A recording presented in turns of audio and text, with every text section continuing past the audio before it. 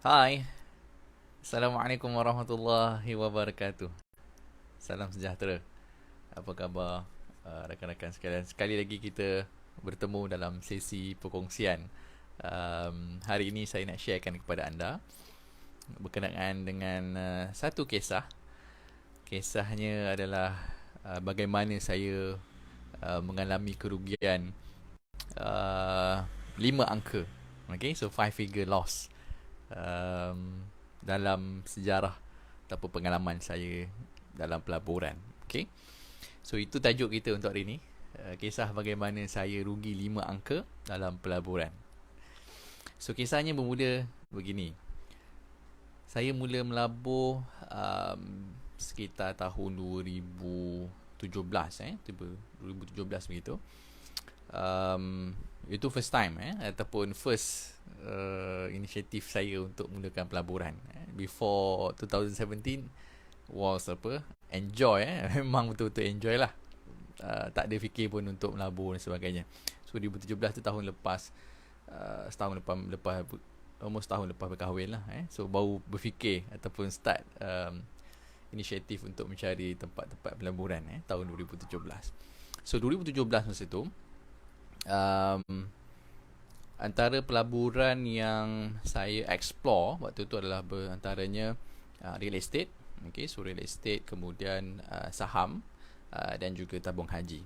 Okay, so itu antara pelaburan-pelaburan yang saya tahulah waktu tu ataupun yang saya explore. Sedangkan sebenarnya memang banyak lagi kan, tapi waktu tu yang saya venture masa tu ada 3 je. Tabung haji, real estate dan juga saham. Okay, saya tak ada ASB. Okay, dan juga waktu tu saya tak tahu lagi berkenaan dengan unit trust ke, berkenaan dengan sukuk ke, dan lain-lain. Okay, so 2017 saya ada modal dan saya nak kembangkan modal tu. Okay, so saya ada capital, saya nak kembangkan modal tu. So waktu tu objektif saya adalah untuk menggandakan capital yang saya ada lah, untuk menggandakan modal yang saya ada tu. Jadi apa yang saya inginkan adalah untuk digandakan secepat mungkin. Okay, waktu tu nak cepat lah. Maknanya contoh ada 50,000, so nak jadikan 100,000 kepada 200,000 kepada 400,000, 800,000 dan seterusnya. Okay, itu dalam investment kita panggil rule of 72. Rule of 72 ni sebenarnya berapa lama masa diperlukan untuk kita menggandakan, untuk double up kita punya modal. Okay, so contoh kalau 10,000 jadi 20,000, jadi 40,000, jadi 80,000, jadi 160,000 dan seterusnya. Okay, so itu apa, rule of 72 dalam pelaburan disebut rule of 72 untuk tempoh masa berapa lama diperlukan bagi menggandakan kita punya modal. Okay, menggandakan tu maknanya double lah, jadi dapat 100% ROI ataupun kali 2. Okay, so itu objektif saya masa 2017. Saya nak cepat masa tu menggandakan. So saya explore beberapa pelaburan. Saya pergi kelas, saya pergi seminar, saya banyakkan bahan bacaan. Saya pergi kelas property, kelas saham. Saya explore waktu tu berbagai. Okay, so dah buat analisa, buat kajian semua, dan saya betul dalam pelaburan tersebut. Okay, nak jadikan lah waktu tu, lepas pergi kelas, lepas pergi seminar, lepas dah excited, dah dapat ilmu kan. So kita teruslah buat revision, buat kajian, and then buat dulu dalam saham kita buat dummy account dulu sebelum masuk dalam account yang real tu, kita guna dummy account lah. So dah buat analisis semua, kita dah try dummy account. Okay, so kita venture terus dalam apa ni, live punya account, yang mana yang ada CDS account, direct kepada bursa. Yang dummy tu sebenarnya dia guna live data, cuma bukan duit yang betul lah, so duit dummy je. Yang ni guna duit betul dalam CDS, so kita terus execute dalam stock exchange. Okay, so itu kisahnya. Excited. Okay, zaman 2017 tu nak gandakan duit dengan cepat. Dan waktu 2017 tu saya masih bekerja. Okay, so 2017 tu saya masih bekerja dengan salah satu syarikat GLC di Malaysia. Okay, saya buat waktu tu buat property development. So kita buat township, daripada estate kita tukar jadi perbandaran, jadi township lah. Jadi ada residential, ada commercial, ada sekolah dan sebagainya. So antara kekangan saya waktu tu, yang I think juga antara yang menyebabkan saya rugi dalam pelaburan adalah disebabkan kesibukan ataupun jadual saya yang padat. Okey, dengan tugas hakiki sebagai pekerja di syarikat tersebut. Okey, so kerja saya, so kita ni property developer, kita tukar dari estate jadi residential ni, nak jadi ataupun jadi township ni. So kita ada banyak benda kena buat lah. Kita kena ada site meeting. Okay, so kita buat site visit, kena site visit awal, kemudian ada site visit untuk progress dan sebagainya. So duduk dekat site lah. So saya ada dua kerja lah, mana di office dan juga di site waktu tu. So di office is no problem lah, buat filing ataupun meeting di office ataupun di HQ. Tapi yang problemnya adalah di site. So di site ni estate so kita punya development masa tu lebih kurang 3,000 ekar. Okay, kelapa sawit lah, memang semua 100% kelapa sawit lagi. So kita nak convert jadi property. So kekangannya adalah di dalam estate ni, tak semua kawasan tu dapat line coverage. Bukan internet coverage, yang line 3G ataupun 2G tu pun tak semua kawasan tu dapat. So estate ni besar, 3,000 ekar. Mungkin ada certain spot je yang boleh dapat coverage. So dan juga sebab lah pokok-pokok di estate ni ada banyak umur lah. Ada yang mungkin baru setahun, ada 3 tahun, ada 5 tahun, ada yang 10 tahun yang ke atas. So yang ada 10 tahun yang ke atas ni pokoknya tinggi-tinggi. Dan juga jarang di maintain. So pelepah dia tu memang panjang-panjang. So kawasan tu normally susah dapat coverage. So jangan kata nak monitor So kalau dah tak ada coverage internet macam mana nak tengok stock, macam mana nak tengok saham tersebut, macam mana nak baca news dan sebagainya. So itu antara kekangan yang saya ada, sebab di site tu coverage tak ada. So coverage internet ataupun even telefon punya 2G pun tak ada waktu tu. Kemudian itu yang pertama, kekangan yang pertama. Yang kedua adalah daripada segi tugas saya. Selain daripada kita ada site punya progress, kita buat office punya kerja office, kita juga perlu deal dengan authorities, dengan pihak berkuasa. Pihak berkuasa ni banyak lah daripada segi yang meluluskan untuk kerja tanah, pihak berkuasa yang meluluskan untuk kerja infra, untuk kerja sungai, pembesaran sungai, untuk saliran, untuk supply air, untuk pihak berkuasa yang supply pihak yang supply elektrik dan sebagainya. So kita ada banyak authorities yang kita perlu deal. So banyak juga masa yang saya kena spend untuk travel dan juga untuk deals with the authorities lah. Maknanya kerja kita bukan setakat jaga site, bukan setakat jaga buat paperwork, buat kerja office, tapi juga perlu deal dengan authorities untuk dapatkan kelulusan. So travel of course akan masa, sebab dari satu authority ke satu authority, office dia berbeza kan. Ada yang dekat Ampang, ada yang dekat Shah Alam, ada yang dekat KL, ada yang dekat Subang Jaya. So tempat dia tu scattered. So kita travel antara tempat tu pun dah ambil masa. Dan juga kita nak tunggu tu pun bukan terus datang-datang tu terus kita boleh masuk kan. So kita kena tunggu lah, waiting period tu. So kadang-kadang kita meeting pukul 2, kita dah datang pukul 2, tapi giliran kita tu mungkin pukul 4 nanti. So kita kena tunggu. So banyak masa juga digunakan untuk deals with the authorities. So itu kekangan masa sebab schedule saya yang begitu. So kita tak sempat lah dah drive kan, nak monitor apa. Nak tunggu tu pun kita dah tengah bincang dengan consultant apa semua, discuss apa point-point yang kita nak bincang, ada tak any updates yang terkini yang kita nak dalam mesyuarat nanti yang kita nak masukkan. So itu kekangan yang kedua.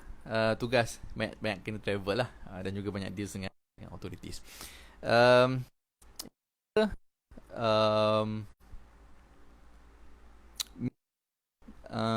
Pun satu kekangan juga, meeting dekat yalah syarikat ni, tempat kerja kita ni memang takkan habis lah kan. Meeting after meetings. So kita kadang dekat site ni kita ada banyak kontrak kan, kita pecahkan tender tu ikut dia punya contract sum. So kita ada banyak. So setiap kontrak tu kena ada dia punya meetings dia. Kita panggil bi-weekly meeting ataupun fortnightly meeting. 2 minggu sekali kita punya meeting. So meetingnya kadang-kadang satu hari tu kita memang book untuk meeting saja. Okay, so start pukul 9 tu sampai pukul lunch time sampai pukul 1, kadang extend sampai pukul 2, pukul 3. So itu untuk meeting je. So 1 jam untuk satu kontrak. Back to back lah, sambung. 1 jam kemudian habis, tukar meeting lain. Okay. So pukul 9 lah juga waktu bursa buka. Okay. Dan 12.30 tu dia waktu rehat tengah hari dia. So pun tak sempat untuk kita, yalah waktu tu zaman nak trade. Bukannya pun kita nak trade dan juga kita nak swing. Zaman-zaman tu zaman nak trade dan juga nak swing. So sempat kan waktu kita tengah meeting dengan fokus benda tu, tak sempat pun nak tengok handphone. So itu antara kekangan yang lain. Okay. Dan ada satu lagi kisahnya. Waktu tu saya pergi bercuti. Waktu tu belum ada anak lagi. Waktu kita pergi holiday lah. Pergi holiday di Cameron masa tu. Saya pergi Cameron. Saya ingat lagi di satu kawasan lapang dekat macam dataran tu. Ada padang dekat Cameron tu.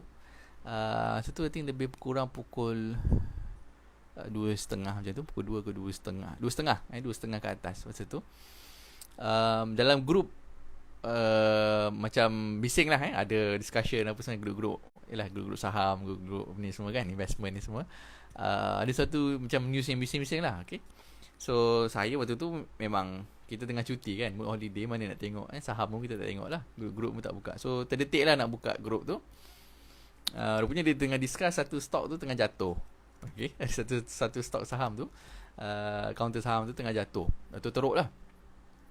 Dia jatuh negatif I think more than 30%, negatif 30% dia jatuh masa tu. Dalam beberapa minit je, beberapa minit bop jatuh. Memang laju betul lah, tak sempat. So saya dah buka tu, masa saya buka saya tengok tu dia dah jatuh dah, lebih dari 30. So waktu tu kita pun tengah cuti, tak adalah nak tengok sangat kan. So just macam okay, tak apalah, ni tengah holiday, nanti balik nanti baru fikir lah buat apalah. Sebab tak nak ganggu emosi kan. Waktu tu lah kita nak buka chart lah, kita nak study apa semua, nak execute kan. So tak nak ganggu mood holiday tu, so just continue, biar je lah. Okay. But at the end dia saham tu masih terus jatuh. Okay. So itu antara kekangan yang saya hadapi adalah waktu holiday tu. Masa tu saya rasanya macam nak rancang next week tu baru nak let go saham tu. Tapi sebelum tu macam dah nak let go dah kan, tapi kita tunggu and then lepas tu memang jatuh lah. Okay, tu jatuh banyak juga. Okay. So itu antara kisahnya.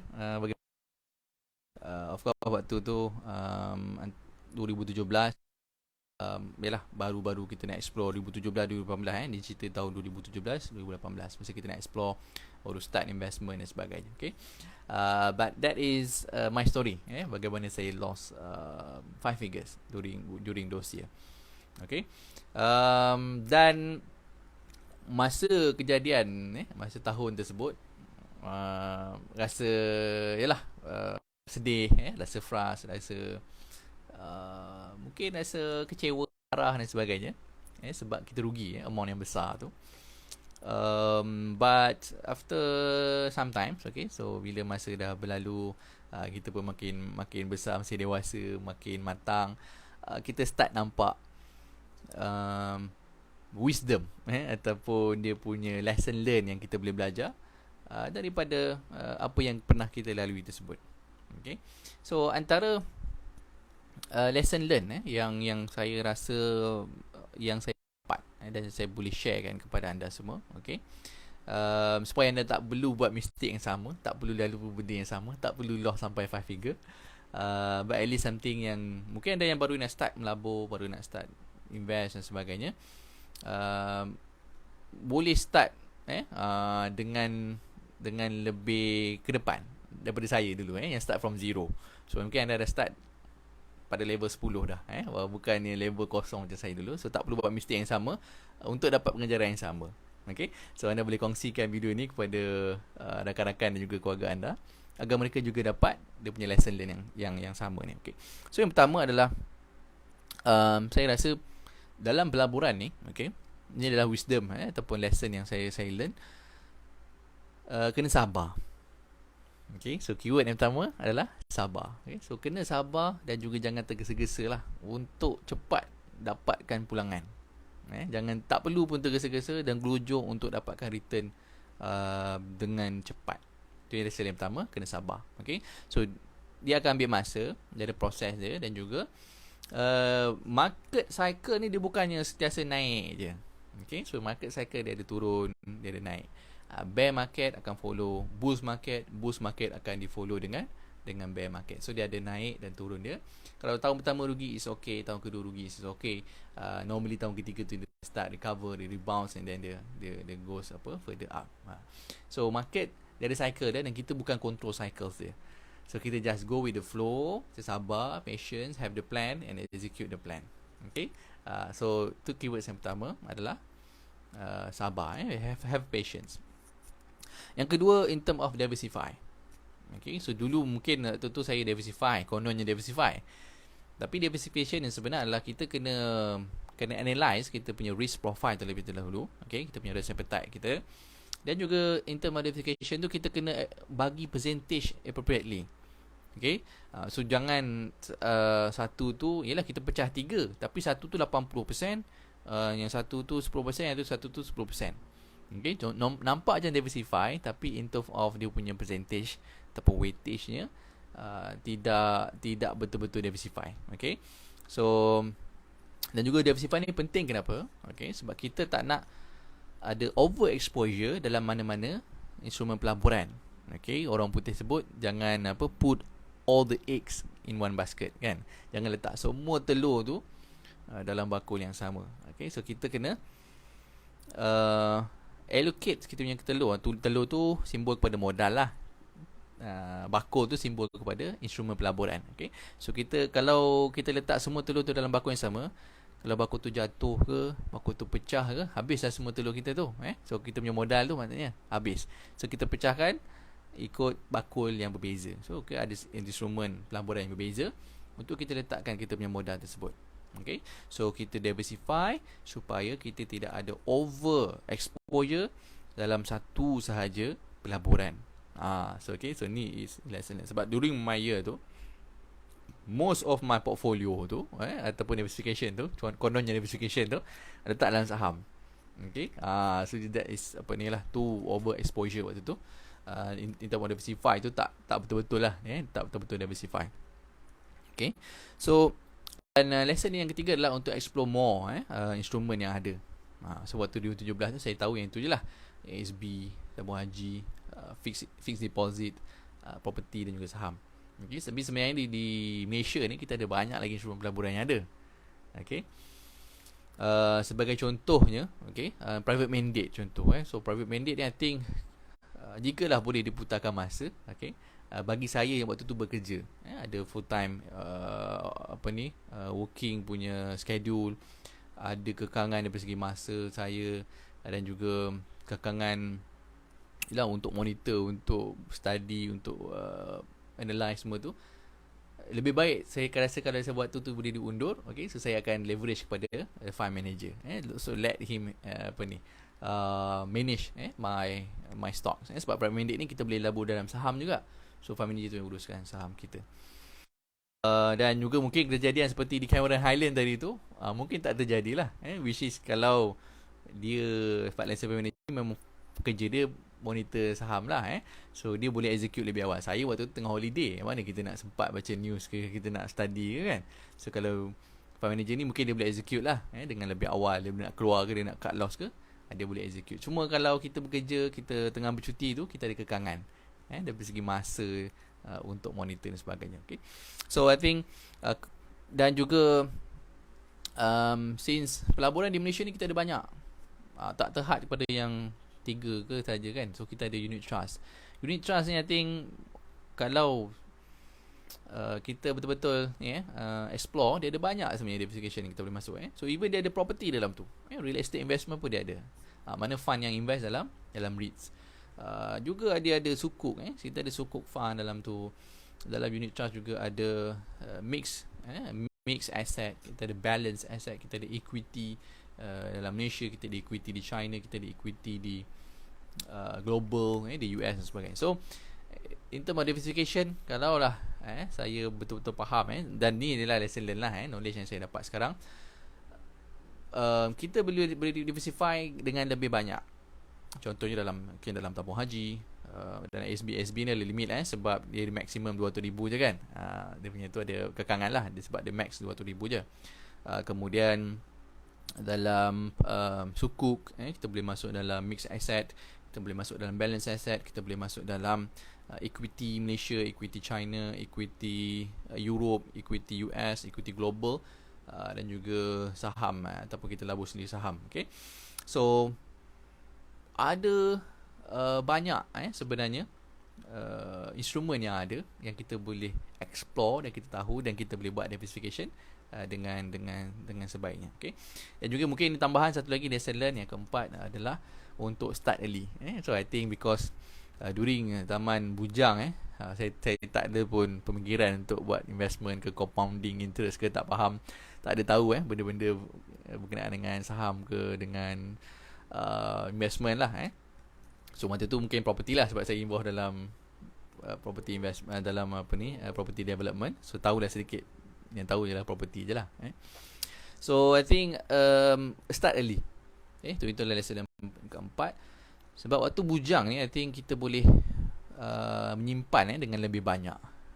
Sebab bujang tak ada komitmen. I think nak save half of the salary pun waktu tu tak ada masalah. Tapi sebab waktu tu enjoy.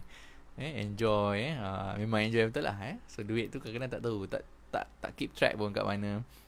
Sebab kadang-kadang duit tak habis lagi, bulan depan dah masuk kan. Okay, so duit masuk, setiap bulan duit kadang-kadang tak habis. So kita tak really go betul-betul study kita punya income dengan expenses tu. Okay, so start early in term of financial planning. Kita kawal kita punya income dengan kita punya expenses, and then dapat kalau ada saving, and then untuk investment, dan untuk protection dan sebagainya. So kita allocate awal-awal berapa banyak untuk investment, untuk future. So start early, because compounding ni lagi awal kita start, dan kita punya advantage adalah kita ada masa lebih panjang. Okay, so itulah advantage kalau kita start early. So awal-awal dapat kerja, dan terus baca berkenaan dengan financial planning, study berkenaan dengan financial planning, dan anda boleh start investment as early bulan pertama anda bekerja tersebut. So start early, sebab masa bujang lah masa paling senang nak untuk menyimpan sebenarnya, kalau kita disiplin. Okay, so I think itu saja yang saya nak kongsikan hari ini berkenaan dengan kisah saya bagaimana saya rugi 5 angka, dan juga apakah lesson learn yang kita boleh sama-sama belajar. Okay, dan juga ia menjadi untuk pengajaran untuk saya, dan juga mungkin untuk anda semua.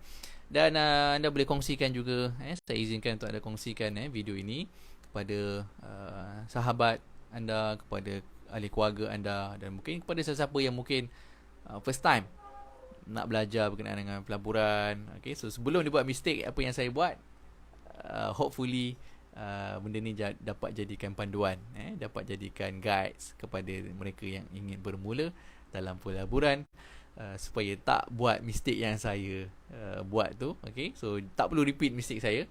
So anda boleh dapat advantage, bermula dengan lebih cepat lah. Maknanya tu jangan buat mistake saya tu. So anda boleh grow your money, insyaAllah, for your retirement ke, untuk beli rumah ke, dan juga untuk apa juga perancangan yang anda ada di masa hadapan, insyaAllah. Sehingga kita berjumpa lagi, saya akhiri dengan Assalamualaikum warahmatullahi wabarakatuh.